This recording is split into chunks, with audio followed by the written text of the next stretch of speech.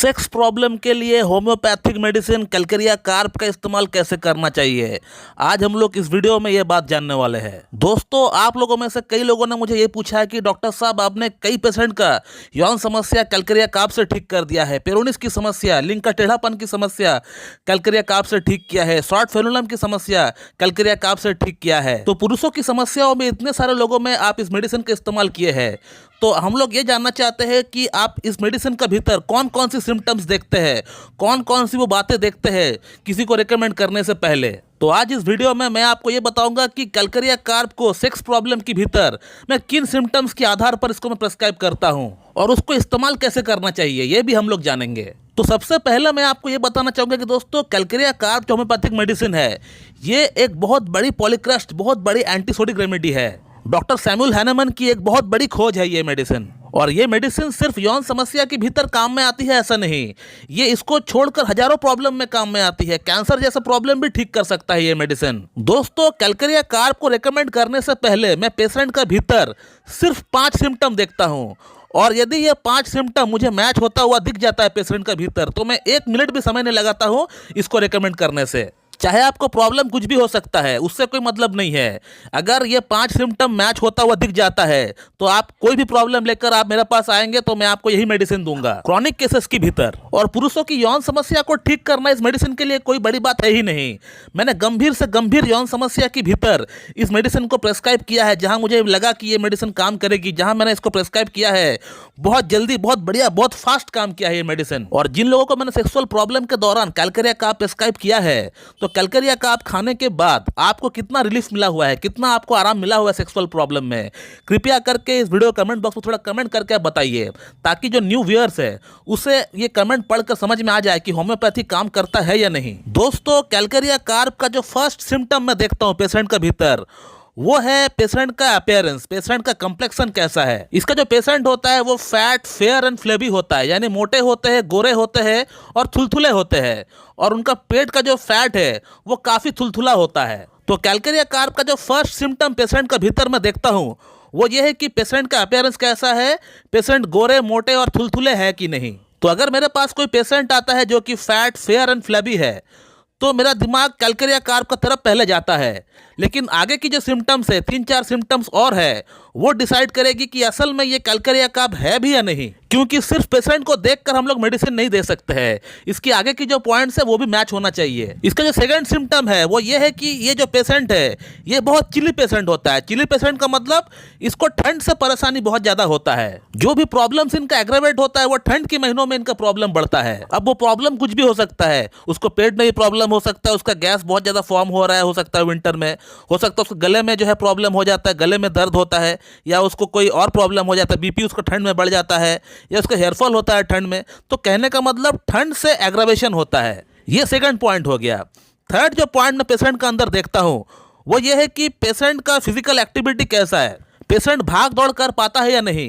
क्योंकि Calcarea carb का जो पेशेंट होता है उसको थोड़ी सी चलने में ही उसका सांस फूलने लगता है, और फेस से पसीना बहुत ज्यादा आता है, सर से इनको पसीना बहुत ज्यादा निकलता है। पेशेंट आपको खुद कहेगा कि सर मुझे पसीना बहुत ज़्यादा आता है, लेकिन सर से आता है पसीना, थोड़ा सा अगर मैं चाय पी लेता हूं तो मुझे पसीना बहुत ज़्यादा आता रहता है। तो थर्ड सिम्टम यह है कि पेशेंट भागदौड़ वाली काम बिल्कुल नहीं कर पाता है, उसको घबराहट होती है, बेचैनी होती है, इसको सांस फूलता है, और उसी के साथ उसको फेस में, उसका हेड से उसको पसीना बहुत ज़्यादा आता है।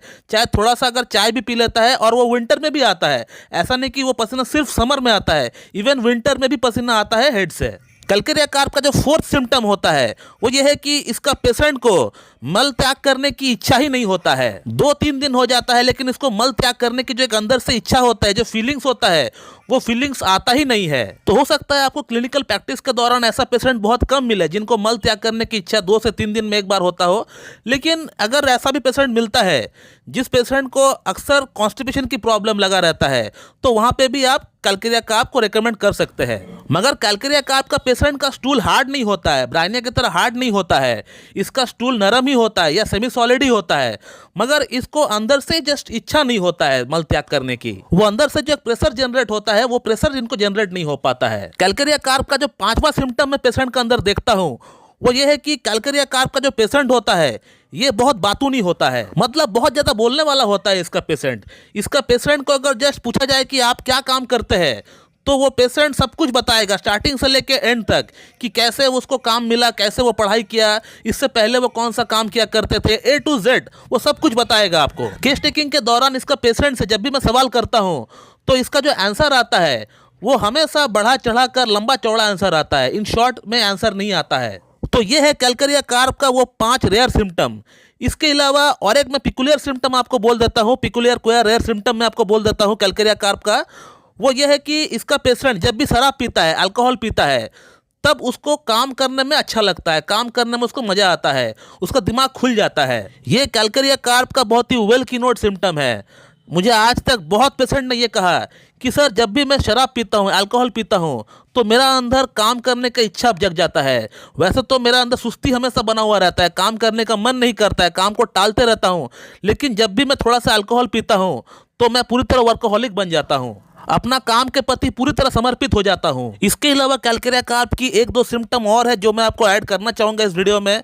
वो ये है कि कैलकेरिया कार्प का जो पेशेंट होता है इसे अंडे खाने की बहुत ज़्यादा शौक होता है, एग इनको बहुत पसंद होता है। दूसरा, कैलकेरिया कार्प का पेशेंट को मिल्क पचता नहीं है, दूध पचता नहीं है। थर्ड, कैलकेरिया कार्प का जो पेशेंट होता है नॉर्मली उसका भूख प्यास ठीक रहता है, लेकिन जब इनका कोई शारीरिक समस्या इनको डेवलप हो जाता है, कोई प्रॉब्लम्स इनका अंदर आ जाता है, तो उस समय उसका भूख बढ़ जाता है। तो ये कुछ एक्स्ट्रा सिम्टम्स ऐड कर दिए हम कैलकेरिया कार्प के लिए, इसे भी मैं देखता हूँ। तो ये जो 5 से 6 सिम्टम हमने आपको कैलकेरिया कार्प के गिनाए, यदि आपका भीतर ये मैच हो रहा है और आपको यौन समस्या है, आपको सेक्सुअल प्रॉब्लम है, तो कैसा भी यौन समस्या क्यों ना हो, किसी भी तरह का, कितना भी पुराना, कितना क्रॉनिक से क्रॉनिक यौन समस्या क्यों ना हो, ये जड़ से समाप्त कर देगी। सिर्फ यौन समस्या नहीं, पेशेंट को अगर कैंसर भी है, पेशेंट को अगर ट्यूबरकुलोसिस है, पेशेंट को अगर ट्यूमर है, या फिर पेशेंट को अगर रेस्पिरेटरी रिलेटेड कोई प्रॉब्लम है, या फिर पेशेंट का स्किन में कोई प्रॉब्लम है, उसको विटिलिगो की प्रॉब्लम है, तो हर तरह की हर समस्या इससे ठीक हो जाएगी। सिर्फ ये 5 से 6 सिम्टम आपका भीतर मैच होना चाहिए। अब इस मेडिसिन की अगर डोजेस की बात करें तो मैं पर्सनली अपना पेशेंट को LM पोटेंसी में प्रेस्क्राइब करता हूँ, 50 मिलीसिमल जो स्केल होती है उसमें प्रेस्क्राइब करता हूँ। जो मेरे पेशेंट है उनको पता भी होगा, लेकिन 50 मिलीसिमल स्केल जो है हमेशा हर जगह पे अवेलेबल नहीं होता है, और अगर अवेलेबल हो भी जाता है तो इसको आप बना नहीं पाएंगे। तो आप एक काम कर सकते हैं, यदि आपका भीतर ये सिम्टम मैच होता है तो आप कैलकेरिया कार्प को 6H पोटेंसी में लेकर आइए, 6 पावर में लेकर आइए, और उसका 2-2 बूंद सुबह, दोपहर, शाम आप कंटिन्यू 1 महीना आप लीजिए। कंटिन्यू 1 महीना लेने के बाद आप कैलकेरिया कार्प को 30 पोटेंसी में लेकर आइए और 2-2 बूंद सुबह शाम करके लीजिए। इसको भी कंटिन्यू आप 1 महीना लीजिए। उसके बाद इसको भी 1 महीना लेने के बाद आप कैलकेरिया कार्प 200 पोटेंसी में लेकर आइए और उसका 2-2 बूंद हफ्ते में 1 बार करके आप लीजिए। कैलकेरिया कार्प 200 को भी आप 1 महीना लेकर बंद कर दीजिए। और इसका मेडिसिन को इस्तेमाल करने का तरीका ऐसा होता है, 2 बूंद 2 चम्मच पानी के साथ आपको मिलाकर पीना पड़ेगा, डायरेक्ट अपना जीभ पे मत डालिए आप। इतना में ही आप देख पाएंगे कि आपका यौन समस्या काफ़ी हद तक ठीक हो चुका है। और यदि पूरी तरह ठीक नहीं हो रहा है तो आप आगे का ट्रीटमेंट किसी एक अच्छी क्लासिकल MD होम्योपैथ के पास जाकर करवा लीजिए, तो ठीक हो जाएगा। तो दोस्तों मैं इस वीडियो को यहीं पे एंड करना चाहूँगा। So thank you very much and have a good day.